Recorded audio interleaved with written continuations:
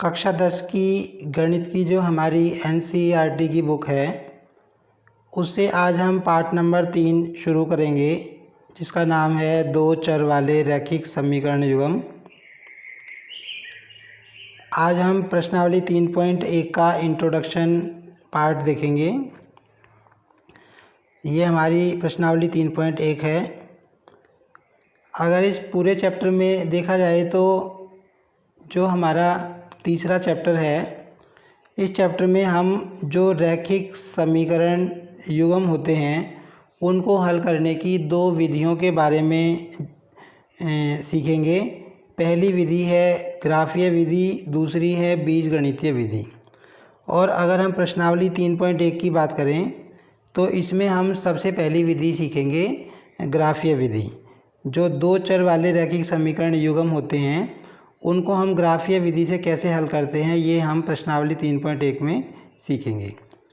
तो ये हमारा प्रश्नावली 3.1 का इंट्रोडक्शन वीडियो है।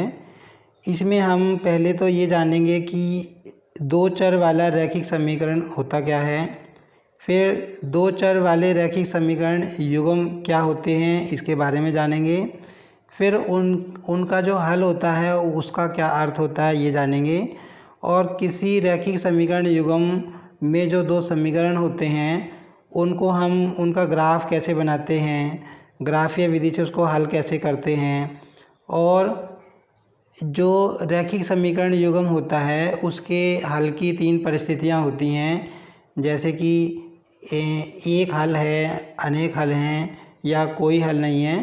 तो इस तरह से हम जो प्रश्नावली 3.1 में हमारा पूरा कंटेंट है उसके बारे में हम इस वीडियो में जानेंगे। तो इससे पहले हमने 2 चैप्टर कंप्लीट कर लिए हैं, पहला और दूसरा, और उन चैप्टर्स के वीडियोज़ की प्लेलिस्ट का लिंक इस वीडियो के डिस्क्रिप्शन बॉक्स में दिया हुआ है। वहां जाकर आप पहला और दूसरा चैप्टर कंप्लीट देख सकते हैं। और इस वीडियो में हम प्रश्नावली 3.1 का इंट्रोडक्शन देखेंगे।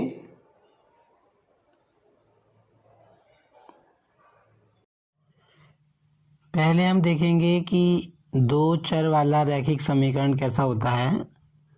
तो अगर हम इसके व्यापक रूप की बात करें, दो चर वाले रैखिक समीकरण के व्यापक रूप की, तो इसका व्यापक रूप होता है ax plus by plus c बराबर 0। इस तरह का हमारा समीकरण होता है। हमने बहुपद भी पढ़ा हुआ है और अभी हम समीकरण पढ़ रहे हैं। तो बहुपद में क्या होता है कि बराबर का निशान नहीं होता, लेकिन समीकरण में बराबर का निशान होता है। आपको ध्यान होगा हम बहुपद लिखते थे तो इस तरह का बहुपद लिखते थे, व्यापक रूप ax प्लस 3।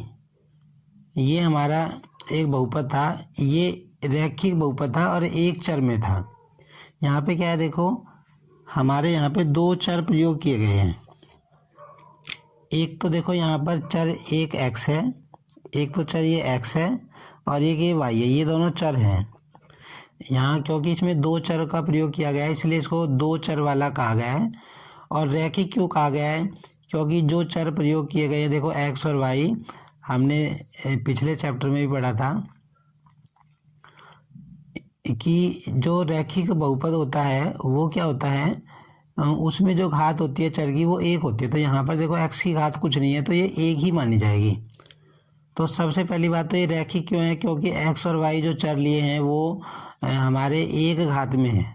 दूसरी बात, यहाँ पर दो चर का प्रयोग किया गया है, x और y, ठीक है। और इसका ये व्यापक रूप होता है जहाँ पर हम क्या लिखेंगे,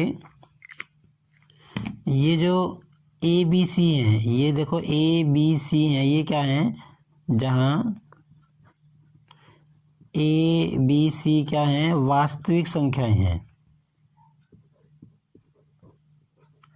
ये वास्तविक संख्याएं हैं। और जो एक बात और ध्यान रखनी, जो ए और बी है वो 0 के बराबर नहीं हो सकता, क्योंकि अगर ए और बी में एक भी चीज़ 0 होगी तो ये मान लो ए 0 हो गया, फर्ज करो, अगर ए 0 हो गया तो ये चीज़ खत्म हो जाएगी, तो फिर तो ये एक चर में रह जाएगा। तो ये दोनों चीज़ 0 नहीं होनी चाहिए। अब ये तो था व्यापक रूप। इसका अब देखो, अगर हम एक विशेष रैखिक बहुपद लिखता हूँ, मान लो मैं ए की जगह मैंने ले लिया 5, ठीक है, और बी की जगह ले लिया मैंने 2, और सी की जगह ले लिया मैंने 3, ठीक है। अब इनमें वैल्यू पुट करो तो क्या हो जाएगा, ये हो जाएगा, ए की वैल्यू रखी मैंने 5, तो ये हो गया 5x + 2y + c। तो हमें जो किताब में देखने को मिलेंगे जो 2 चर वाले रैखिक समीकरण, वो इस तरह के देखने को मिलेंगे। बल्कि इसमें एक चीज़ और मिलेगी, ये जो अचर संख्या है ये उधर मिलेगी हमको, हमें इस तरह के रैखिक समीकरण देखने को मिलेंगे, इस 3 को हम उधर ले जाएंगे। तो ऐसे रैखिक समीकरणों की हम बात करेंगे इस चैप्टर में,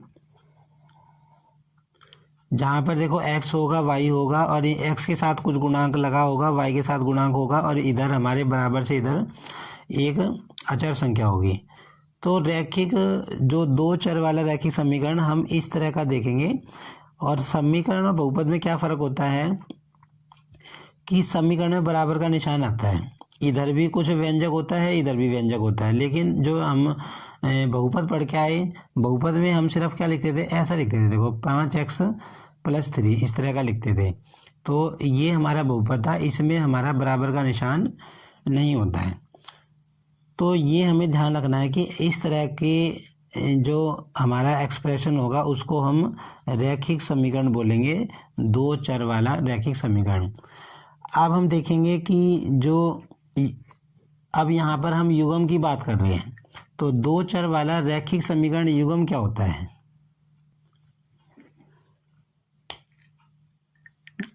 2 चर वाला रैखिक समीकरण युग्म क्या होता है, युग्म का मतलब होता है जोड़ा। तो युग्म का मतलब क्या है कि हम एक बार में 2 समीकरणों की बात करेंगे। जैसे कि उदाहरण के लिए हमने ले लिया, एक तो ले लिया x + 3y = 6, और एक ले लिया 2x - 3y = 12। तो ये हमने क्या लिया, हमने एक साथ 2 रैखिक समीकरण लिए, 2 चर वाले। तो इसी को हम युग्म बोलते हैं। भाई ये क्या है, जोड़ा है। युग्म माने जो युग्म होता है इसका मतलब होता है जोड़ा, पेयर। तो हम एक साथ में 2 रैखिक समीकरण लेंगे, इसी को हम यहाँ पर युग्म बोल रहे हैं।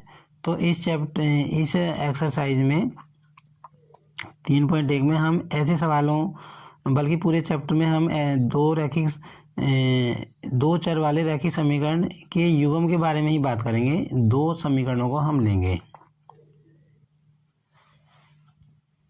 अब बात आती है कि जो 2 चर वाला रैखिक समीकरण युग्म है, मतलब जो जोड़ा है 2 समीकरणों का, उसका हल, तो उसके हल का क्या मतलब होता है, ये हम पिछली कक्षा में भी पढ़ चुके हैं कि कोई भी रैखिक समीकरण है उसके हल का मतलब क्या होता है।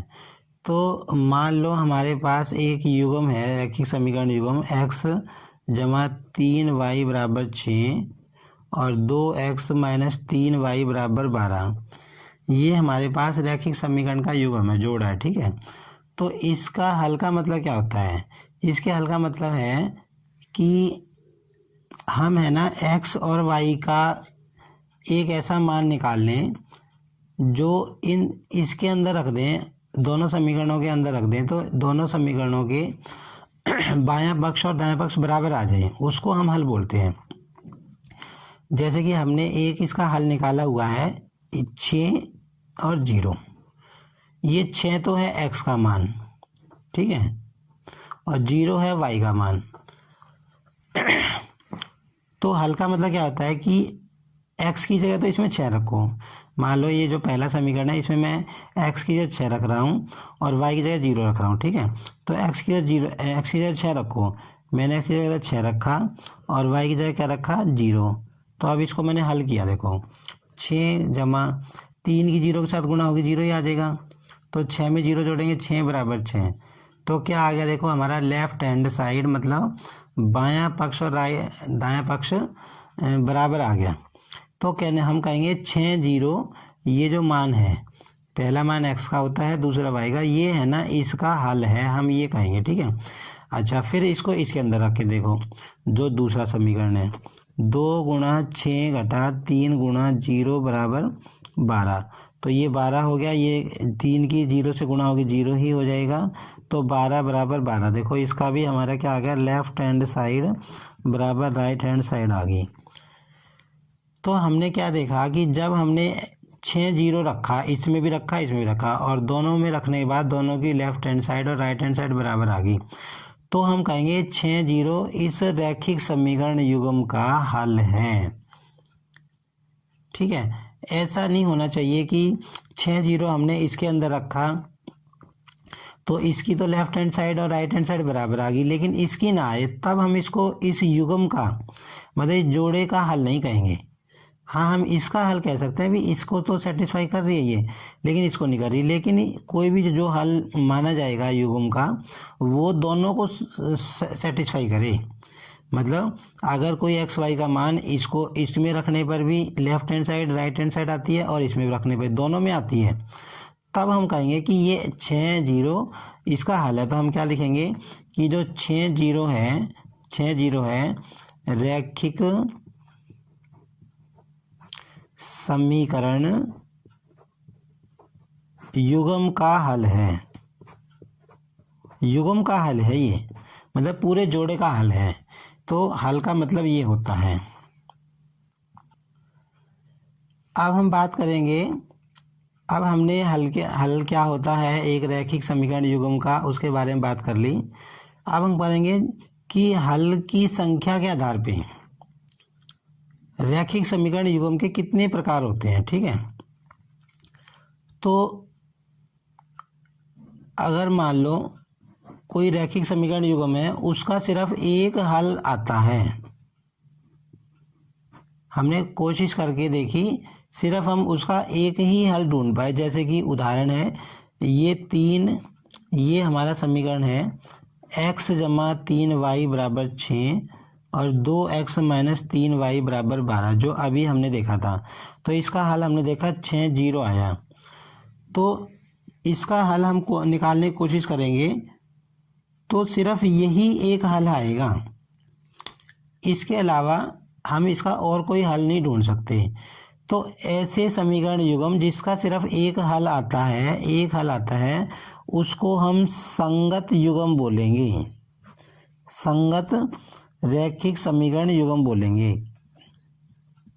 संगत रैखिक समीकरण युग्म कहेंगे, या सिर्फ संगत कह दो, मतलब ये युग्म की बात हो रही है। ठीक है, और अगर हमारे पास एक ऐसा युग्म आ जाए जिसके अनेक हल हम निकाल पाएं, जिसके हम अनेक हल निकाल सकें, जैसे कि देखो एक उदाहरण लेते हैं, अगर अनेक हल हम निकाल पाएं, जैसे 2x प्लस 3y बराबर 9 और 4x प्लस 6y बराबर 18, तो इसके देखो कुछ हल हमने निकाले हैं। एक तो 0 3 भी इसका हल होगा, इसको इसके अंदर दोनों के अंदर रखोगे तो दोनों को ही सेटिस्फाई करेगा। 6 और -1 भी इन दोनों का हल होगा, 3 और -1 को भी इन दोनों का हल होगा। हम इनको रख के चेक कर सकते हैं, ये हमने चेक कर रखे हैं। तो देखो इसके 3 हल तो हमें दिखाई दे रहे हैं, और भी हम इसके युग्म के हल निकाल सकते हैं, मतलब इसके हम बहुत सारे हल निकाल सकते हैं। तो ऐसा समीकरण युग्म जिसके अनेक हल निकाल सके, वो भी संगत ही होता है। ठीक है, क्या होता है, संगत।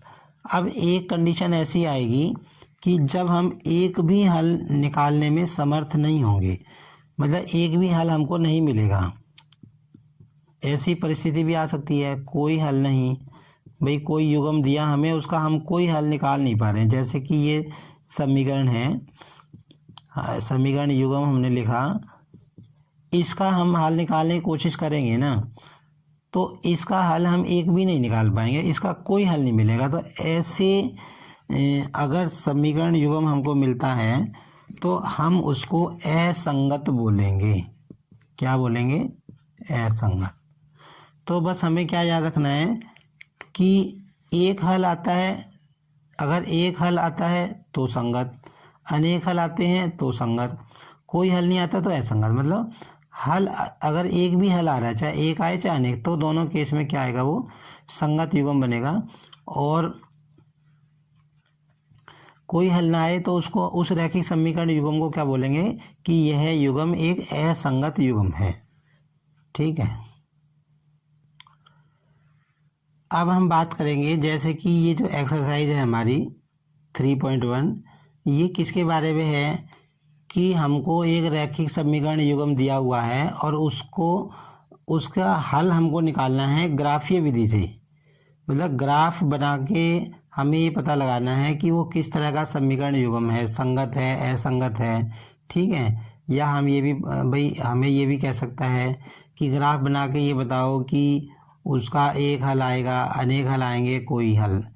तो हमारे पास जो समीकरण युग्म मिलेगा वो तीन ही तरह का मिल सकता है, जो हम बात कर चुके हैं भाई, या तो एक हल हो, या अनेक हल हो, या कोई हल नहीं हो। ठीक है, तो हम क्या करेंगे, अब एक ऐसे रैखिक समीकरण युग्म का ग्राफीय निरूपण करेंगे, मतलब ग्राफ बनाएंगे जिसका कोई एक हल हो। हमारे पास तीन परिस्थितियां हैं, एक ऐसा समीकरण युग्म हो जिसका एक हल हो, एक जिसमें अनेक हल हो, इस एक जिसमें कोई हल नहीं हो। तो तीनों के लिए हम ग्राफ बना के देखेंगे तीनों कंडीशंस में कि ग्राफ उनके आते कैसे हैं। ठीक है, तो हम एक समीकरण लेते हैं, एक समीकरण युग्म लेंगे। सपोज हमने लिया x + 3y = 6 और 2x - 3y = 12। ये हमने एक ऐसा रैखिक समीकरण लिया है पहले से ही जिसका सिर्फ एक ही हल हो सकता है।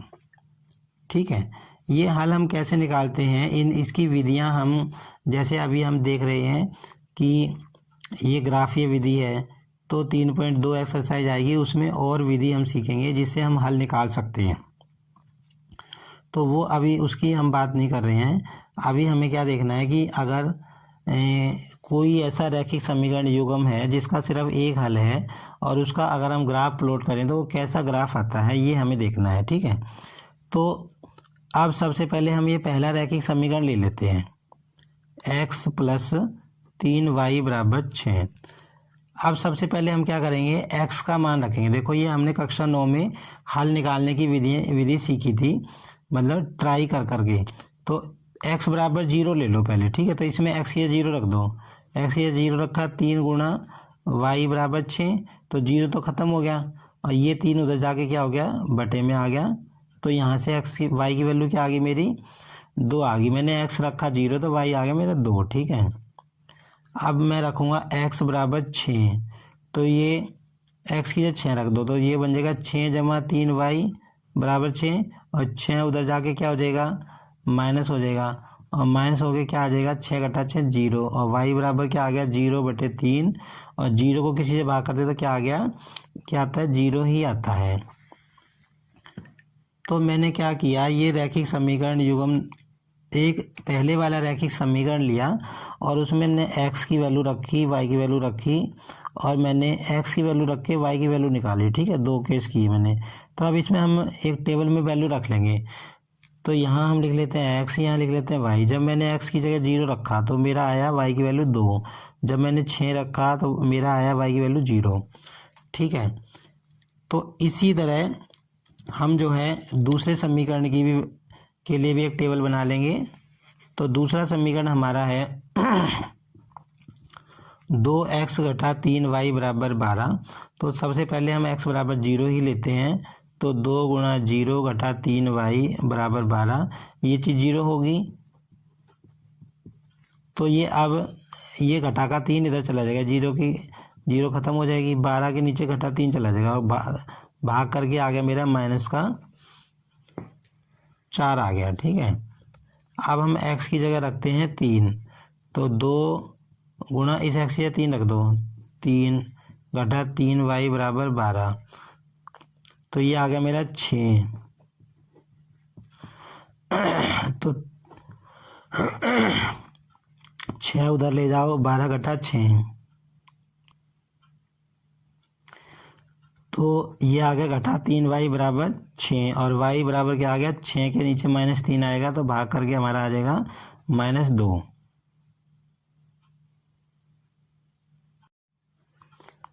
अब दूसरे समीकरण के केस में जो हमारे मान आए हैं उसके लिए भी हम एक टेबल बना लेते हैं।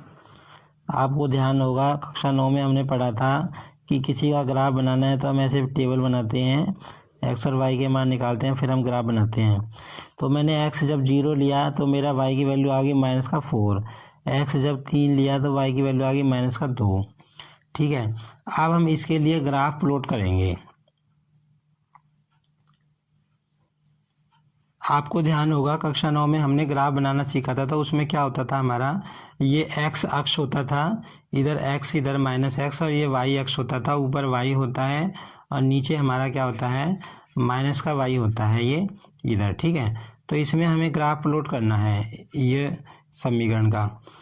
तो सबसे पहले हम जो ये पहला रैखिक समीकरण था इसका बनाएंगे। यहाँ पे देखो x की मान 0 है और y का मान मेरा 2 है।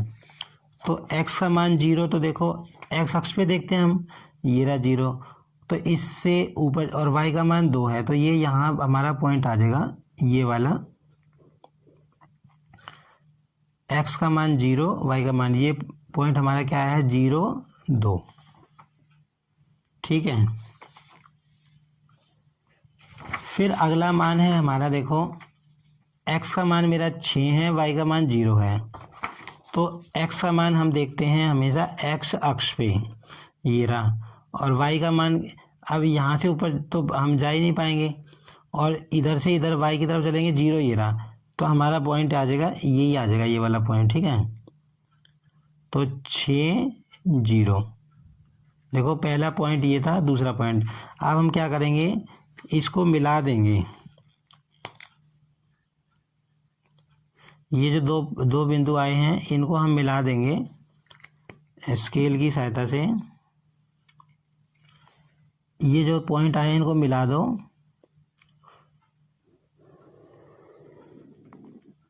ये हमने मिला दिया। ठीक है, तो ये जो पहला ग्राफ आया है, ये पहली लाइन आई है, ये हमारा x + 3y = 6 समीकरण के लिए आई है। ठीक है, अब इसी तरह हम दूसरा जो हमारा वो है उसका भी ग्राफ बनाएंगे। देखो तो दूसरी जो टेबल थी उसमें देखो x का मान 0 था और y की वैल्यू -4 थी, तो x की वैल्यू 0 तो ये होगी और y की वैल्यू -4 यहाँ नीचे आएंगे, तो ये वाला पॉइंट आ जाएगा। देखो हमारा ये वाला पॉइंट आ जाएगा, यहाँ पे हमारी x की वैल्यू 0 है, y की वैल्यू -4 है। ये ग्राफ हमने कक्षा 9 में बनाना सीखा था। और दूसरी वैल्यू है हमारी, देखो x की वैल्यू 3 है और y की वैल्यू क्या है, -2। तो x की वैल्यू 3, तो ये रही, देखो 3 से नीचे चलेंगे। ठीक है, और -2 के सामने चलेंगे, तो ये यहाँ पर इंटरसेक्ट करेंगे, काटेंगे, ये आ गया हमारा x की वैल्यू 3, y की वैल्यू -2। ठीक है, अब हम इनको भी मिला देंगे।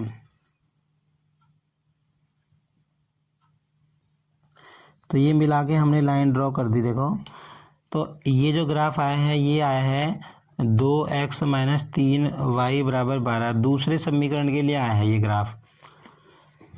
तो ये हमने क्या किया, एक रैखिक समीकरण युग्म हमको दिया हुआ था,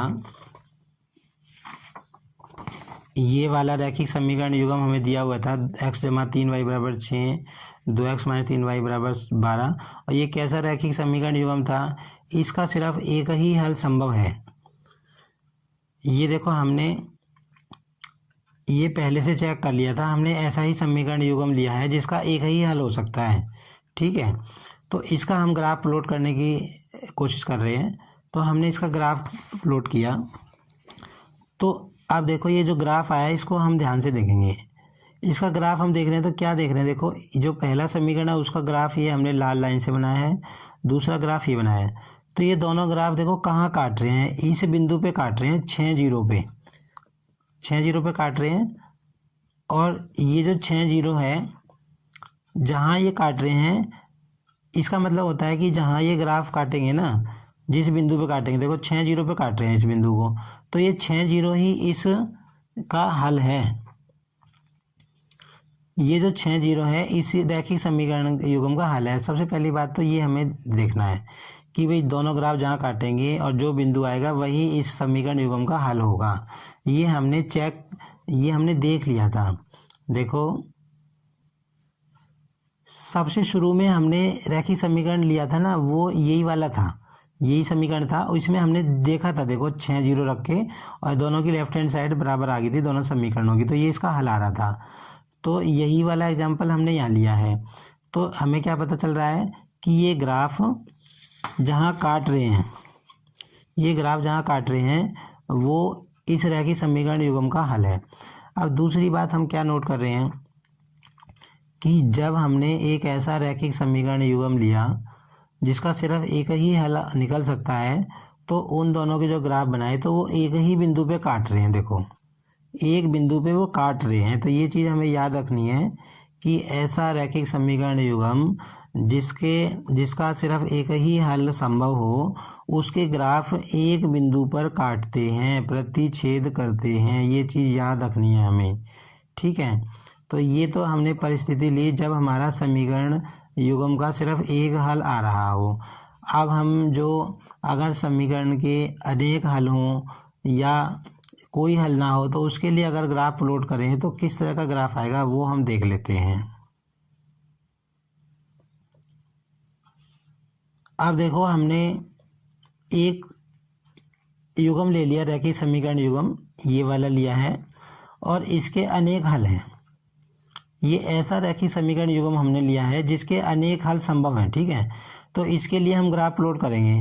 तो सबसे पहले हम क्या करेंगे, पहला समीकरण ले लेंगे, ठीक है। ये हमने देखो पहला समीकरण ले लिया, पहला समीकरण ले लिया और जैसे हमने अभी थोड़ी देर पहले किया था एक हल वाले केस में, तो हम एक्स की वैल्यू 0 रखी और इसको देखो सरल करके एक्स की वैल्यू 0 रख दो तो 3y, ये 0 हो जाएगा। फिर ये 3 9 के नीचे आ जाएगा तो y की वैल्यू मेरी 3 आ जाएगी, ठीक है। इसी तरह x की वैल्यू 6 रख के देखी हमने, तो ये जो है रख के हमारा यहाँ y की वैल्यू आ गई -1, क्योंकि ये 12 हो जाएगा, ये 9 से 12 घट गया और -3 और ये -1 आ गया, ठीक है। तो इसके लिए फिर हमने टेबल बना दिया। अभी x 0 रखा तो y की 3 आ गई, 6 -1। ये हमने कक्षा 9 में पढ़ा था।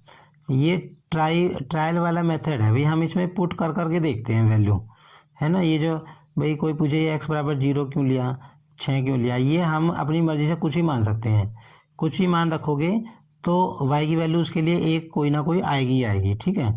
ये कुछ ही मान रख सकते हैं, उनमें से हमने एक मान रखा है।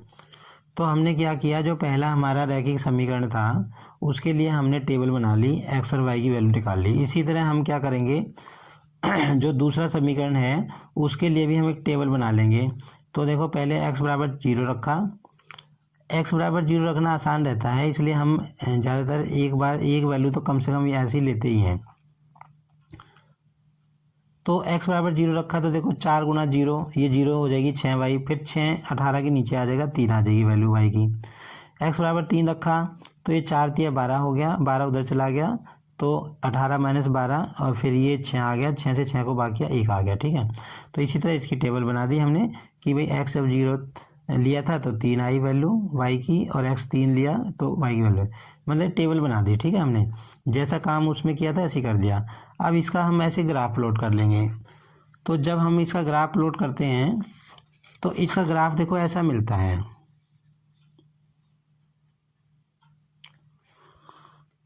इसमें हम क्या करेंगे, देखो जब हमने पहले समीकरण का ग्राफ बनाया तो ये देखो रेड लाइन आई है, ये लाइन आई, ये जो रेड लाल रंग की स्याही से लिखे ना, ये 0 3 और ये 6 -1, ये तो देखो पहले समीकरण के पॉइंट हैं। ये देखो 0 3 6 -1। तो हमने क्या किया, ये दोनों लाल स्याही वाले ये पॉइंट निकाल लिए और एक लाइन खींच दी रेड पेन से, ठीक है। अच्छा, फिर हमने दूसरे समीकरण के पॉइंट लिखे, तो दूसरे समीकरण में 0 3 आ रहा है, 3 1 आ रहा है और इसको मिलाया तो देखो ये लाइन क्या आई, इसी के ऊपर आ गई। ये देखो ये हरे रंग का यहाँ चिन्ह लगाया हुआ है और ये यहाँ से लेके यहाँ तक इसके ऊपर लाइन खींची हुई है। ये दिखाने के लिए खींची गई है कि जो दूसरे समीकरण की जो ग्राफ आएगा ना, लाइन आएगी, वो इस समीकरण जो पहले वाला समीकरण था उसकी लाइन के ऊपर ही आती है, बिल्कुल बिल्कुल इसके ऊपर आई है। देखो हम ड्रॉ करेंगे तो बिल्कुल इसके ऊपर आएगी। तो यहाँ से हम एक चीज़ याद रखेंगे कि जब हम एक ऐसा रैखिक समीकरण युग्म लेते हैं जिसके अनेक हल हों, तो उस केस में क्या होगा कि जो ग्राफ दो ग्राफ आएंगे दोनों समीकरणों के, वो एक दूसरे के ऊपर ही आएंगे। ठीक है, ये चीज़ हमें याद रखनी है। पहले केस में जब एक हल था तो वो एक जगह प्रतिच्छेद कर रहे थे, ये हमने देखा था। जैसे कि देखो ये वाला, जब एक हल होता है तो समीकरण के जो ग्राफ आते हैं एक जगह प्रतिच्छेद करते हैं, काटते हैं मतलब, और जब अनेक हल हों तो वो एक दूसरे के ऊपर आ जाते हैं। अब तीसरी कंडीशन हम देखते हैं।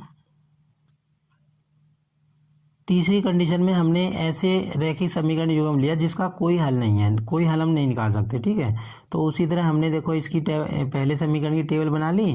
पहले x बराबर 0 ले लिया, 2 ले लिया, तो इसके जब 2 0 लिया तो 2 वैल्यू आ गई, 2 लिया तो ये जो है 1 आ गई वैल्यू, y की वैल्यू 1 आ गई है। फिर इसकी टेबल बना दी, वही काम करना है मतलब सेम। इसी तरह हमने दूसरे केस में भी ये टेबल बना ली, और फिर हम जब इसका ग्राफ प्लॉट करते हैं तो हम क्या देखते हैं उसको हम देख लेते हैं। देखो जब हमने ग्राफ प्लॉट किया इसका, तो जो पहला समीकरण का ग्राफ हमने प्लॉट किया वैसे ही करना है जैसे अभी हमने किया था फर्स्ट केस में। तो पहली लाइन का ग्राफ तो देखो ये रेड लाइन से दिखाई दे रहा है, और जो दूसरी लाइन है वो हरी लाइन से दिखाई दे रही है। तो ये हम क्या देख रहे हैं, ये दोनों ग्राफ समांतर आ रहे हैं, मतलब ये ना तो एक दूसरे के ऊपर आए ना एक दूसरे को काट रहे। समांतर जो रेखाएं होती हैं वो तो कभी काटती नहीं, जैसे रेल की पटरी होती हैं। तो ये चीज़ हमें याद रखनी है कि अगर दो रैखिक समीकरण हैं और उनके अगर हम ग्राफ बनाते हैं और अगर वो समांतर आते हैं तो इसका मतलब है कि वो उनका कोई हल नहीं है। कोई हल का मतलब क्या होता है, हल का मतलब होता है कि ऐसा पॉइंट जो दोनों के ऊपर हो, तभी तो दोनों को सेटिस्फाई करेगा। अब यहाँ पे देखो कोई भी पॉइंट मैच ही नहीं कर रहा, अभी ये अलग लाइन जा रही है, ये अलग लाइन जा रही, तो इनका कोई पॉइंट मैच ही नहीं कर रहा। और जब कोई पॉइंट मैच नहीं कर रहा तो फिर क्या होगा कि कोई हल इसका आएगा ही नहीं। और लेकिन जो हमने एक हल वाले में किया था, एक हल वाले में जब हमने किया था तो वो एक जगह काट रहे थे, इसका मतलब एक इसका हल आएगा। ठीक है, और जब कई सारे हल वाले में किया था तो हमने देखा कि वो लाइन उसके ऊपर ही आ गई। तो ये तीनों बातें याद रखनी है। ठीक है, तीन बातें हमें क्या याद रखनी है, अगर एक हल है तो रेखाएं प्रतिच्छेद करेंगी, अनेक हल हैं तो रेखाएं एक दूसरे के ऊपर आ जाएंगी, समपाती हो जाएंगी, और कोई हल नहीं है तो रेखाएं समांतर होंगी। ये चीज़ हमें याद रखनी है। अब हम देखेंगे, हमने लिखा है देखो अनुपातों की तुलना। तो ये एक नई चीज़ है, इसको समझते हैं कि ये क्या चीज़ है। इसकी सहायता से भी हम पता लगा सकते हैं कि कोई रैखिक समीकरण युग्म है उसके एक हल होगा, अनेक हल होंगे, या कोई हल नहीं होगा। तो इसको हम एक उदाहरण से समझेंगे। तो हमने देखो ये वाला उदाहरण ही लिया है जिसमें एक हल आ रहा था। ये रैखिक समीकरण अभी अभी हमने किया था। ये युग्म ऐसा है जिसका सिर्फ एक हल हो सकता है। ठीक है, तो इसकी सहायता से हम एक उदाहरण लेकर देखेंगे। तो हमने क्या किया, जो पहला समीकरण हमारा था x + 3y = 6, इसको तो लिख लिया इधर। ठीक है, और दूसरे को लिख लिया हमने इधर। ठीक है, फिर हमने क्या किया, इस 6 को हम इधर ले आए, बराबर से इधर ले आए हम, तो घटा का 6 हो गया, इधर रहेगी 0। ऐसे ही यहाँ कर दो। अब आपको याद होगा कि हमने इस वीडियो की बिल्कुल शुरुआत में क्या देखा था कि रैखिक समीकरण का जो व्यापक रूप होता है वो ये होता है। देखो ax + by + c = 0, तो इसी के रूप में हम लिया इसको। ठीक है, अब हमें क्या करना है, इसमें गुणांक दिए हुए हैं x y के, इनकी तुलना करनी है, अनुपातों की तुलना। अनुपातों की तुलना का मतलब क्या है, अभी वो देख लेते हैं। देखो यहाँ पर जो, अब देखो इससे तुलना करो, ये जो व्यापक रूप है इससे तुलना करो, तो यहाँ पर ए का मान क्या होगा, देखो एक्स के साथ जो है वही तो ए का मान है, तो उसको, क्योंकि ये पहला समीकरण है तो उसको हमने नाम दे दिया A1। ठीक है, तो A1 की वैल्यू होगी 1। इसी तरह देखो जो y के साथ है वो है हमारा b, तो यहाँ y के साथ क्या है 3, तो इसको हमने B1 नाम दे दिया। b, देखो b तो था ही, और B1 नाम क्यों दिया, क्योंकि ये पहले समीकरण का है, और लास्ट में जो चीज़ होती है वो होती है अचर, वो होती है c की वैल्यू, तो C1 हो गया हमारा -6। ठीक है, इसी तरह बीच में लिखो जो x के साथ है, मतलब ये जो चीज़ है, देखो ये वाली चीज़, ये जो चीज़ है ना, ये a का काम करेगी यहाँ पे, तो ये इसको लिखेंगे A2, और जो y के साथ है ये वाली चीज़, देखो ये होगी B2, और ये होगी हमारी C2। ये हमने बहुपद वाले सवालों में भी किया था, आपको ध्यान हो, हम गुणांक निकालते थे, तो हमें पता था कि जो x के साथ होता है वो a होता है, फिर यहाँ हम देख रहे हैं y के साथ जो है वो b है, और जो लास्ट में चीज़ है वो c है। अगर देखो किसी के आगे घटा का निशान आता है तो वो लिखना बहुत ज़रूरी है, प्लस का लिखने की कोई ज़रूरत नहीं। देखो 3 के आगे प्लस का था, प्लस का निशान लगाने की कोई ज़रूरत नहीं, लेकिन अगर माइनस का आता है तो लिखना पड़ेगा। तो x के आगे जो है वो मेरा A1 बन गया, y के आगे है जो B1 बन गया, और लास्ट वाला मेरा बन गया C1। इसी तरह मैंने इसमें लिख लिया। अब यहाँ पे देखो ABC, इसकी तुलना इससे तो की है, जो ABC आए हैं इनके आगे मैंने 1 1 लगा दिया, क्योंकि ये पहला समीकरण के से वैल्यू हमने निकाली है। यहाँ A2 B2 C2 सबके आगे 2 लगाया, जो नीचे देखो 2 लगाया, क्योंकि ये दूसरा समीकरण है। ठीक है, तो अब ये जो अनुपातों की तुलना है इसका मतलब क्या है, इसका मतलब ये है कि ये जो अनुपात आए हैं इनका A1 के नीचे A2 रख दो और उत्तर निकाल दो। A1 मेरा 1 है और A2 मेरा 2 है, तो मेरा उत्तर आया 1/2। ठीक है, फिर B1/B2 निकाल दो, मतलब B1 का जो मान है उसको ऊपर रख दो और B2 का जो मान है उसको नीचे रख दो, तो देखो इसको काट के मेरा आया -1। इसी तरह C1/C2 निकाल दो। ठीक है, C1 मेरा है -6 और C2 है देखो -12, तो ये कट के मेरा आ गया 1/2। तो यहाँ तक समझ में आ गया होगा।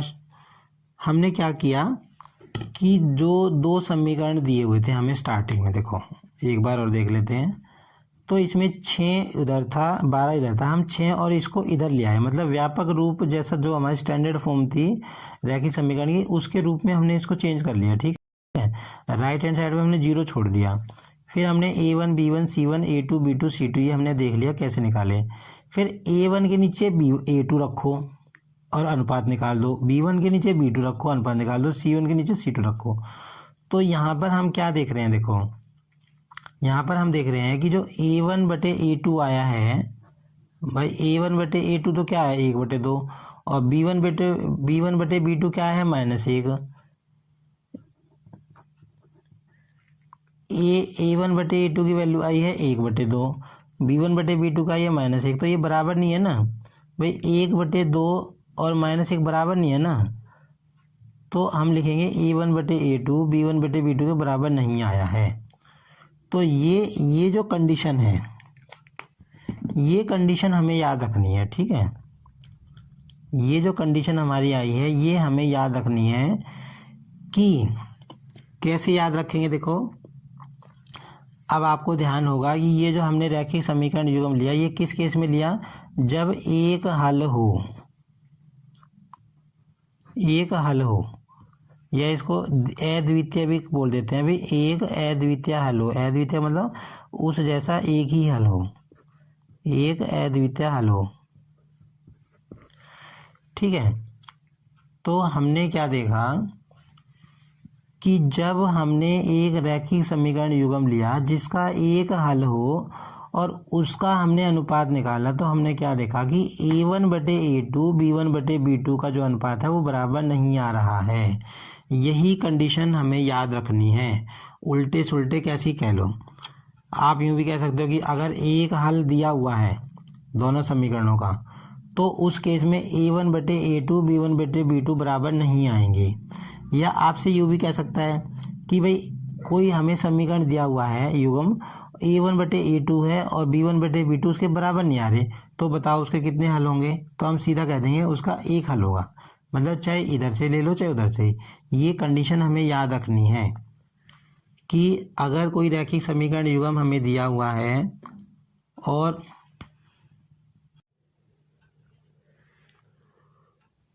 उसमें A1/A2 B1/B2 बराबर नहीं आ रहे, तो इसका मतलब है उसका एक ही हल होगा। और अगर हम ये कह दें कि भाई हमें पता है कि इसका एक हल है, तो उसमें अनुपात कैसे आएंगे, तो हम कहेंगे भाई A1/A2 B1/B2 के बराबर नहीं आएगा। ये चीज़ समझ में आ गई होगी शायद। अब हम दूसरा केस देखते हैं। देखो कि दूसरा केस क्या है, यदि कोई हल ना हो। दूसरा केस हमारा देखो कि अगर हमारे पास एक रैखिक समीकरण युग्म दिया हुआ है जिसमें कोई हल नहीं है, कोई हल नहीं है, ठीक है। तो हम देखो इसके लिए वही एग्जांपल ले रहे हैं जिसके लिए हमने ग्राफ बनाया था। देखो ये थोड़ी देर पहले हमने ये एग्जांपल लिया था और इसमें कोई हल नहीं था और इसका हमने ग्राफ बनाया था, तो वो जो रेखाएं आई थी समांतर आई थी, यही वाला एग्जांपल हम ले रहे हैं, ठीक है। तो ये हमने एग्जांपल ले लिया इसका। देखो हमने लिखा कि हमारे पास दो समीकरण हैं। देखो एक तो है x+2y = 4 और एक है 2x + 4y = 12, ठीक है। 4 को इधर ले आए तो x+2y = -4 आ गया और 2x + 4y - 12 आ गया, ठीक है, बराबर 0। तो यहाँ से देखो A1 कितना हो जाएगा मेरा, x के साथ है 1 और B1 क्या हो जाएगा 2, C1 क्या हो जाएगा -4। यहाँ से A2 क्या हो जाएगा, देखो जो x के साथ होता है वो, और B2 क्या होगा जो y के साथ है 4 और C2 क्या होगा -12। लिख लिए। अब हम इसकी देखो वैल्यू निकालते हैं।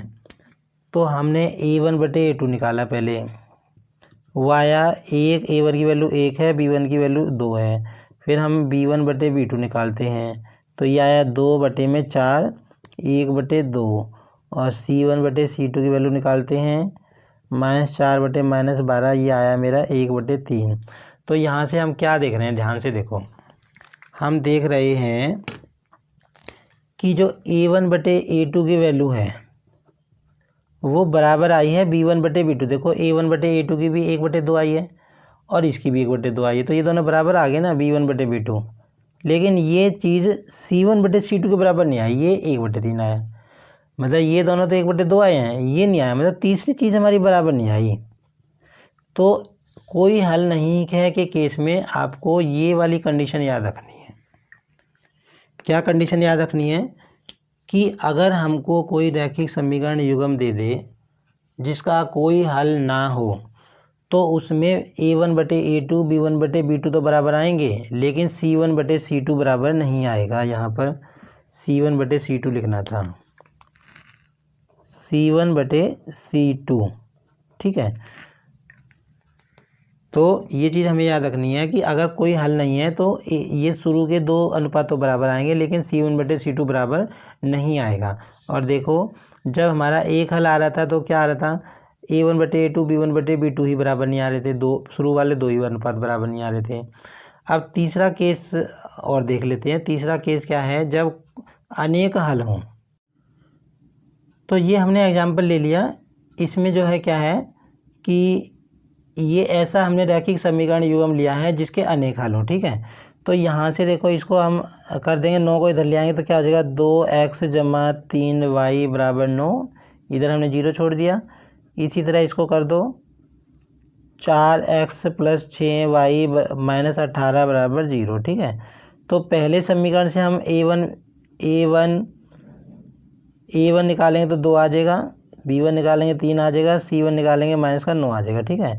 और दूसरे समीकरण से A2 निकालेंगे तो 4 आ जाएगा, B2 निकालेंगे तो 6 आ जाएगा, C2 निकालेंगे तो -18 आ जाएगा, ठीक है। फिर हम देखो A1/A2 इनका मान निकाल लेते हैं। A1/A2 निकाला हमने, 2/4 आ गया हमारा, 1/2 आ गया, ठीक है। B1/B2 निकाला हमने 3/6 करके, तो ये भी हमारा 1/2 आ गया। और C1/C2 निकाला तो -9/-18 काट के हमारा आ गया 1/2। तो हम क्या देख रहे हैं, देखो कि यहाँ पर हमारा A1/A2, B1/B2, C1/C2 तीनों ही बराबर आ रहे हैं, है ना। देखो इसका मान भी 1/2 आया, इसका 1/2 आया, इसका भी 1/2, तो तीनों बराबर आ गए ना। तो ये कंडीशन हमें याद रखनी पड़ेगी कि जब अनेक हल हों उस केस में है ये, ठीक है। तो तीनों केस में हमने कंडीशन पता लगा ली। पहला केस क्या था, देखो जब एक हल हो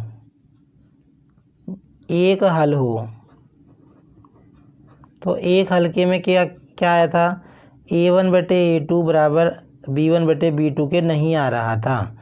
इस केस में आपको C1/C2 निकालने की ज़रूरत नहीं है, ठीक है। कोई चेक, मान लो अगर ऐसा सवाल आ जाता है कि वो चेक भी करवा सकता है कि सिर्फ अनुपात देख के, अनुपात निकाल के ही बताओ कि भाई इसका एक हल आएगा, अनेक हल आएंगे या कोई हल नहीं आएगा। ऐसे क्वेश्चन भी आएंगे 3.1 एक्सरसाइज में। तो मान लो हमको कोई रैखिक समीकरण युग्म दे दे वो, और कहे कि अनुपात से चेक करके बताओ, तो क्या करेंगे, हम सिर्फ 2 निकालेंगे, क्योंकि हमें पता है कि अगर एक हल होता है तो A1/A2 B1/B2 के बराबर नहीं आता, ठीक है। तो C1/C2 निकालने की जरूरत नहीं है, ठीक है। फिर बात आती है कि कोई हल नहीं हो, तो उसमें हमने क्या देखा, A1/A2 B1/B2 के बराबर तो आ रहा था, लेकिन C1/C2 के बराबर नहीं आ रहा था। और तीसरा केस हमने देखा, जब अनेक हल हों तो क्या हो गया, तीनों ही बराबर आ रहे थे। ये हमें कंडीशन याद रखनी है। इसी के आधार पे एक्सरसाइज 3.1 के हम सम देखेंगे। तो पहली कंडीशन, जब एक हल हो A1/A2 B1/B2 के बराबर नहीं आएगा। कोई हल नहीं है तो A1/A2 B1/B2 तो बराबर आएगा, लेकिन C1/C2 के बराबर नहीं आएगा। और अनेक हल हों तो ये तीनों बराबर आएंगे, ठीक है। तो ये सारी चीज़ें हमने पूरी वीडियो देखी। तो स्टार्टिंग में हमने देखा कि भाई जो रैखिक समीकरण युग्म है वो क्या होता है, उसका हल क्या होता है। फिर हमने 3 केस देखे कि रैखिक समीकरण युग्म 3 तरह के हो सकते हैं, कि एक हल आए, अनेक हल आए या कोई हल ना आए। तो फिर हमने वो भी देखा कि अगर एक हल आता है और अनेक हल आते हैं तो रैखिक समीकरण युग्म को हम बोलते हैं संगत, और अन्यथा उसको बोलते हैं असंगत। फिर हमने तीनों केस में ग्राफ बना के देखे। तो ग्राफ में क्या देखा कि अगर एक हल आ रहा है तो ग्राफ रेखाएं एक पॉइंट पे काटेंगी, अनेक हल आ रहे हैं तो एक दूसरे के ऊपर ही आ जाएंगी, और कोई हल नहीं है तो समांतर आएंगी। फिर तीसरी हमने ये कंडीशन देख ली अनुपात में। तो ये जितना भी चीज़ हमने देखा है इस वीडियो में, इसी के आधार पे हमारी एक्सरसाइज 3.1 है। तो एक बार समराइज़ कर लेते हैं। जो चीज़ हमने देखी है, चीज़ हमें याद रखनी है, और ये याद रखनी है, ये टेबल बना के अगर हम याद रख लेंगे तो अच्छी बात होगी। देखो, अगर ये देखो हमने पहले कॉलम में लिखा है हल की संख्या। अगर एक हल है तो समीकरण युग्म कैसा होगा, संगत। अनेक हल हैं तब भी संगत होगा। देखो, एक हल है तो संगत होगा, अनेक हल है तो संगत होगा, और कोई हल नहीं आएगा तो क्या होगा, वो असंगत होगा, ठीक है। अब बात आती है, देखो कि अगर एक हल है तो क्या होगा, रेखाएं प्रतिच्छेदी करेंगी। देखो ग्राफीय निरूपण देखेंगे कि अगर एक हल आ रहा है तो हमने क्या देखा था, रेखाएं प्रतिच्छेद करेंगी। अनेक हल में रेखाएं संपाती होंगी, संपाती मतलब एक दूसरे के ऊपर ही आ जाएंगी, है ना। और तीसरा देखा हमने कि अगर कोई हल नहीं है तो वो रेखाएं समांतर हो जाएंगी। और लास्ट में ये चीज़ देखी, देखो ये वाली देखी, कि अनुपातों के केस में एक हल है तो A1/A2 B1/B2 के बराबर नहीं आएगा। अनेक हल हैं तो ये तीनों बराबर आ जाएंगे, और कोई हल नहीं है तो शुरू वाले 2 बराबर आ जाएंगे, लास्ट वाला बराबर नहीं आएगा। तो ये तीनों चीज़ें हमें याद रखनी पड़ेंगी। इन्हीं के आधार पे सवाल आएंगे कि संगत, संगत, असंगत है, रेखाएं प्रतिच्छेद करेंगी, संपाती होंगी, समांतर होंगी, या ये होंगे तीनों। इसी के ये जो चीज़ें हमने पढ़ी हैं, इसी के आधार पे हमारे 3.1 प्रश्नावली के सवाल आएंगे। तो ये हमने प्रश्नावली जो 3.1 थी उसका पूरा इंट्रोडक्शन वीडियो देखा। हमने सारी चीज़ जानी कि जो रैखिक समीकरण युग्म है वो क्या होते हैं, ग्राफ बनाए हमने और अनुपातों की तुलना करके हमें पता लगाया। तो अब हम नेक्स्ट वीडियो में देखेंगे, कुछ एग्जांपल करेंगे जो थोड़े अलग एग्जांपल होते हैं, इम्पोर्टेंट होते हैं एग्ज़ाम के पॉइंट ऑफ व्यू से। अब तक की जो वीडियोस हमने देखा है कि 2 चैप्टर हमारे कंप्लीट हो चुके हैं। तो उनकी वीडियोस के लिए जो ये वीडियो है इसके डिस्क्रिप्शन बॉक्स में एक प्लेलिस्ट का लिंक दिया हुआ है, जिसमें जाके आप वो दोनों चैप्टर की वीडियोस देख सकते हैं। तो नेक्स्ट वीडियो में हम कुछ एग्जांपल देखेंगे एक्सरसाइज 3.1 के, प्रश्नावली 3.1 के। आज के लिए इतना ही।